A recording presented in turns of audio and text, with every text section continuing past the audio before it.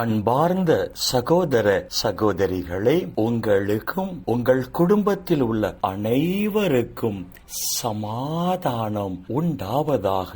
ஆமென். அன்பார்ந்த சகோதர சகோதரிகளே, கடந்த 5 நாட்களாக நற்செய்தி அறிவிப்பு பணியை முழு நேரமாக ஏற்று செயல்பட வேண்டியிருந்ததால் கடந்த 5 நாட்களாக உங்களோடு இறை வார்த்தையை பகிர்ந்து கொள்ள முடியாத ஒரு சூழ்நிலை எனக்கு ஏற்பட்டது. எனவேதான் கடந்த 5 நாட்களாக உங்களோடு இறை வார்த்தையை என்னால் பகிர்ந்து கொள்ள முடியவில்லை. ஆனால் ஆண்டவர் இயேசுவின் கிருபையால் நேற்றைய தினத்தோடு அந்த இறை பணி முடிந்து விட்டதால் இந்த நாளிலிருந்து இறை வார்த்தை பகிர்வு தொடரும். இந்த நாளில் தியானத்திற்காக நாம் எடுத்துக்கொண்ட இறை வார்த்தை புனித பவுல் கொரிந்தியருக்கு எழுதிய முதல் திருமுகம் 1 அதிகாரம் 28வது இறை வார்த்தை. உலகம் ஒரு பொருட்டாக கருதுபவற்றை அழித்துவிட அது தாழ்ந்ததாக கருதுபவற்றையும் இகழ்ந்து தள்ளுபவற்றையும் கடவுள் தேர்ந்தெடுத்தார் என்று புனித பவுல் இங்கு சொல்லுகிறார். இந்த உலகம் எதை தாழ்ந்ததாக கருதுகிறதோ அதை கடவுள் உயர்ந்ததாக கருதுகிறார். இந்த உலகம் எதை இகழ்ந்து தள்ளுகிறதோ அதை கடவுள் உயர்த்தி ஆசீர்வதிக்கிறார் என்று புனித பவுல் இங்கு சொல்லுகிறார். யாக்கோபு தன் மனைவி லேயாவை தாழ்ந்ததாக கருதியதாக இகழ்ந்து தள்ளியதாக இறை வார்த்தைகள்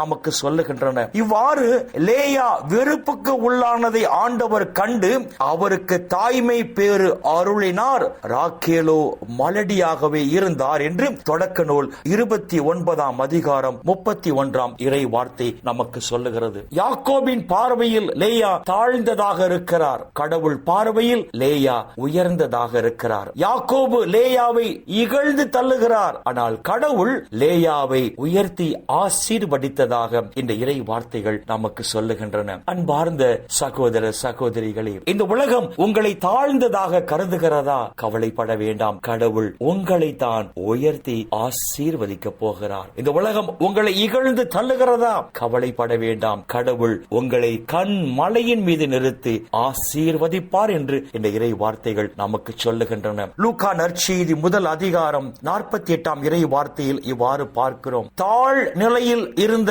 என்னை அவர் கண்ணோக்கினார் என்று அந்த இறை வார்த்தை சொல்லும். ஆம் அன்பார்ந்த சகோதர சகோதரியே, இன்று தாழ்ந்த நிலையில் இருக்கும் உங்களை அவர் உயர்த்தி ஆசீர்வதிக்க போகிறார். இவ்வாறு தாழ்ந்த நிலையில் இருக்கும் உங்களை அவர் உயர்த்தி ஆசீர்வதிக்க போவதற்காக அவருக்கு நன்றி சொல்லுவோம். அவருக்கு ஏற்ற ஒரு வாழ்க்கை வாழ்வோம். அப்பொழுது இம்மையிலும் மறுமையிலும் நாம் ஆசி பெற்ற மக்களாக இருப்போம். இந்த இறை சிந்தனைகளோடு நாம் ஜெபத்திற்குள் கடந்து செல்வோம். எங்களை நேசிக்கிற நல்ல பிதாவே, அப்பா, இந்த உலகில் இன்னும் ஒரு நாளை நீர் எங்களுக்கு சேர்த்து தந்த உம்முடைய கிருபைக்கு நன்றி சொல்லுகிறோம். அப்பா, இந்த உலகில் நாங்கள் உமக்கு உகந்த நீதிமான்களாக நேர்மையாளர்களாக வாழும் போது அப்பா, இந்த உலகிலும் எங்களை ஆசீர்வதித்து இந்த உலக வாழ்வின் முடிவில் நிலை வாழ்வையும் எங்களுக்கு பரிசாக தருவீராக.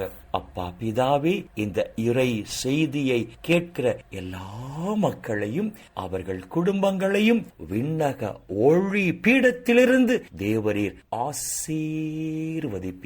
அப்பா, இந்த இறை செய்தியை கேட்கிற உம்முடைய பிள்ளைகள் உம்முடைய நிறைவான ஆசீரால் மன நிறைவோடு, மன மகிழ்ச்சியோடு, மன அமைதியோடு, நலமோடு வாழ கிருபை செய்வீராக. இயேசுவின் பரிசுத்த நாமத்தில் ஜெபிக்கிறோம் நல்ல பிதாவே. ஆமென், ஆமென், ஆமென்.